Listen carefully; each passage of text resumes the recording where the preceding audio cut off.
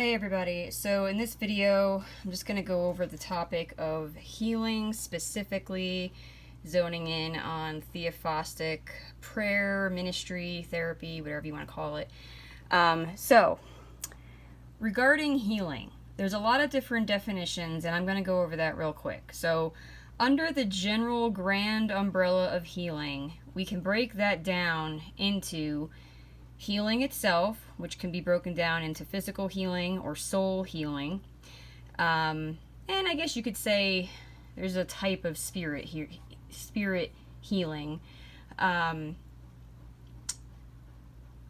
There's deliverance and there is integration.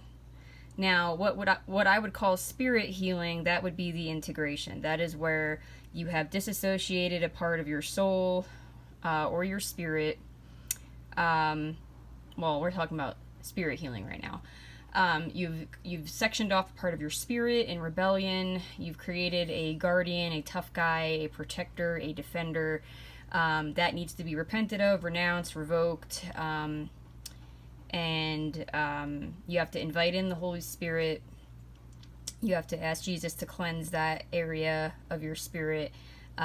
Stand it down in Jesus' name and remove the barrier and ask Jesus to integrate it and seal it with his blood. I have not officially taught on that yet.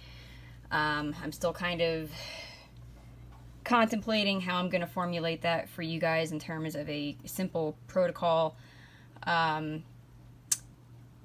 Deliverance. Now, oftentimes what is blocking the physical healing of someone's body is the need for deliverance, and there's many reasons for that. There could be generational stuff going on, there could just be certain sins that need to be repented of, there could be agreements and vows that need to be renounced and revoked, so on and so forth. Okay, so often, not always, but often, when there is a physical need for healing in the body, what is actually needed first is deliverance. And that deliverance can pivot on repentance, which involves renouncing and revoking and so on and so forth.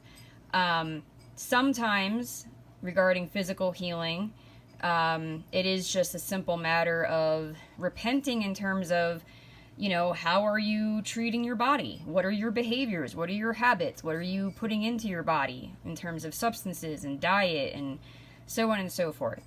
And then there is soul healing, okay?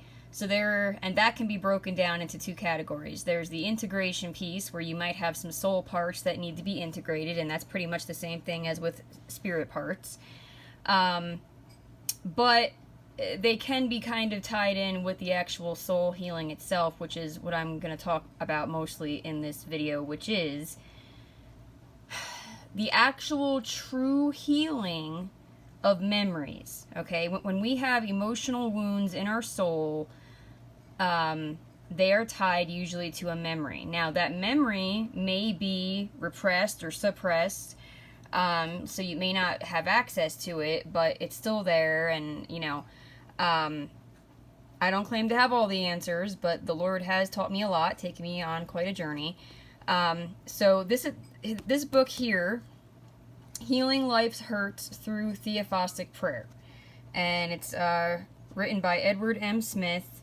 He's the first one who originally, I guess, got this revelation from the Holy Spirit about this, and I read this book in its entirety. I think somewhere on my computer I have a partial PDF of it. So if you're really interested and you don't want to spend money on the book, I could probably dig around in my computer and send you at least part of the book. I think I have it somewhere. But anyway, my only critique of this book is that it is loaded with typos. It's like no one ever proofread it before they published it. I don't know why they did that, but anyway. So people call this different things. In Sozo here, they call it Presenting Jesus, but they do credit Dr. Ed Smith of Theophostic. And so I'm going to explain what that is in a simplistic format, and then I'll probably put links below. But basically, what you are doing to heal soul wounds, like heart wounds, memory wounds, traumatic wounds, okay? And trauma is a spectrum, okay? Don't trivialize what hurt you. You know, everything is important, and it is important to Jesus. But basically what you want to do is, if you can, you want to go to that memory. First things first, hold on. You want to be in a place where you are not rushed, where you feel safe, where you have privacy, where you feel safe and secure. And if you're going to be with other people who are facilitating it, you need to be in the presence of kindness. If you're with people that you don't trust, that you don't feel comfortable letting your guard down with, then don't do it. It's not safe.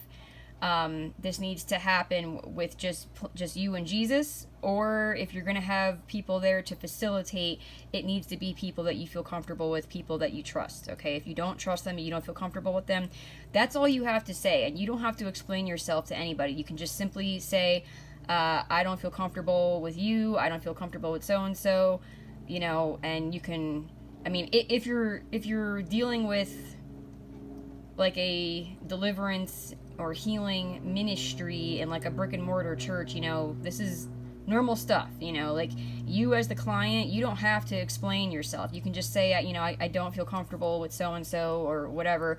May I request someone else, you know, whatever. Although depending, that may, you know, cause you to need to reschedule or whatever. But my channel is mostly about enabling you to go in your own private prayer closet and be able to do this stuff on your own without the need to involve any other human beings, okay?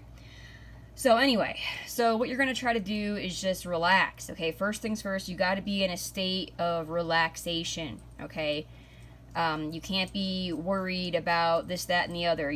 All devices need to be off and away. You can't be rushed for time. You know, you just need to be comfortable. Your guard needs to be down, okay?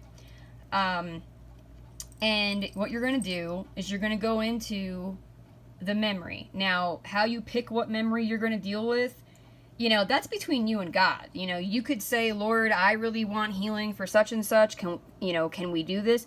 Or you can go to God and just say, Lord, you know what order I need to be healed in terms of like which wound gets healed first before another, and so on and so forth. You can just go to Holy Spirit. Just say, okay, Holy Spirit, what memory, what wound would you like to heal today? And that memory will pop in your head, okay? So whichever way you go about it, you know, you're just going to go to that memory, and you're going to let yourself just be there. You're going to close your eyes. You're going to visualize yourself in that memory.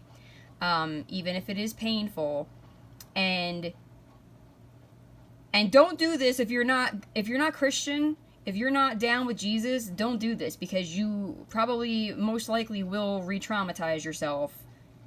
Okay, the only way that this is going to work is if you invite Jesus into the memory, and that's the next step. So you're going to go to the memory, you're going to visualize it, you know, you're going to basically like be there in the memory all over again, okay? And you're going to let yourself feel the pain, the sadness, the disappointment, the shock, whatever it was. You're going to let yourself feel that. You're basically going to access this pain, okay? Because in order to give it up and give it over to Jesus, we have to feel it. We have to access it, okay? And then you're going to out loud, you're going to invite Jesus. You're going to say, Jesus, will you please show me where you were in this memory? Will you please show up in this memory and show me where you were and have your way in this memory? Do whatever you want to do. Say whatever you want to say. I invite you into this memory, okay? And then you're going to just watch and listen. You're going to keep your eyes closed, and you're going to stay present in that memory, and you are going to wait until you see Jesus, and you're going to listen, and you're going to watch what Jesus says and does. Okay? And this is where and how your memory, your wound, is going to experientially change. And this is how you're going to get the actual healing. okay? So Jesus made you a lot of different things. He may show you that he was right there with you. He may show you certain truths about the people that were involved in that memory, or even about yourself. Okay? It is important, let Jesus do whatever he's going to do. Okay? Let him speak to your heart. Let him speak truth. Let him give you revelation. Okay? And if he doesn't automatically do this, which he probably will, but ask him, Jesus, was there a lie that I believed in this memory? Was there a vow that I made during this memory being made, during this event, this incident? And let him speak to you and reveal that to you. And at that point, that's when, I forgot to tell you, it's good to have like a piece of paper and a pencil or something nearby. That's when you open your eyes briefly and write it down, or just try to remember it so that you can renounce it and revoke it and go through the prayerful steps to freedom that I will put below. Or you could just you could do it right then and there on the spot. You could just say, well, in Jesus' name, I renounce agreeing with that lie. I renounce making that vow. You want to try to follow the prayerful steps to freedom, because it is pretty thorough and covers all bases. But you basically want to renounce.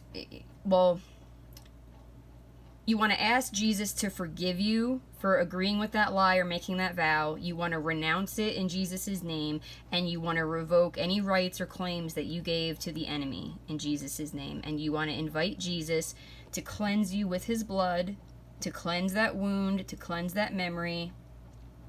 And what Jesus will just naturally do in that memory is, because he's going to be interacting with you, or even interacting with other people in the memory and speaking to you and all that, that memory will now be changed permanently. Now when you try to go back to that memory, you can't remember it without Jesus being in it, revealing truth to you and defending you, so on and so forth. So I've mentioned this in other videos, but one great example when I have done this was, there was a memory with my mother, and I was in a grocery store with my mother and my two half siblings, and my mother and my two younger half siblings were like ADHD, and they were running around and touching everything and misbehaving and da-da-da. And this woman in line said to my mother, something to the effect of like, oh, she's so well behaved compared to the other two, and la la la la.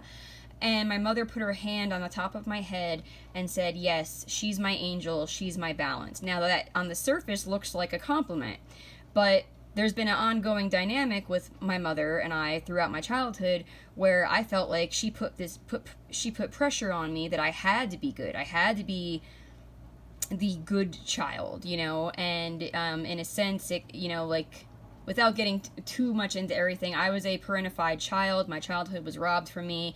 She basically made me the third parent in the house, yada, yada, yada, yada, yada, yada, right? So these are all, like, issues that lots of us have, especially firstborns and whatever. And so I invited Jesus into that memory, and Jesus put my mother in her place. He, like, right in front of me in the memory, said to her, stop putting that pressure on her. It's not fair to her. So on and so forth. And now when I think of that memory, I can't remember it without Jesus sticking up for me and putting my mom in her place, right? Which makes me feel very validated and affirmed and loved by Jesus, okay? So re-entering these memories without Jesus very much can re-traumatize you all over again, or worse, okay? So that is the caution here. That is why we only do this with Jesus, okay? But that is what theophostic is, okay? It's a big fancy name for it, but it's basically you're just inviting Jesus into the memory so that he can stick up for you, validate you, affirm you, defend you, protect you, reveal truth to you, reveal what lies you need to renounce, what vows you need to renounce, so on and so forth, okay? So that's pretty much what I wanted to cover for this video. I think that's everything. Holy Spirit, am I forgetting anything?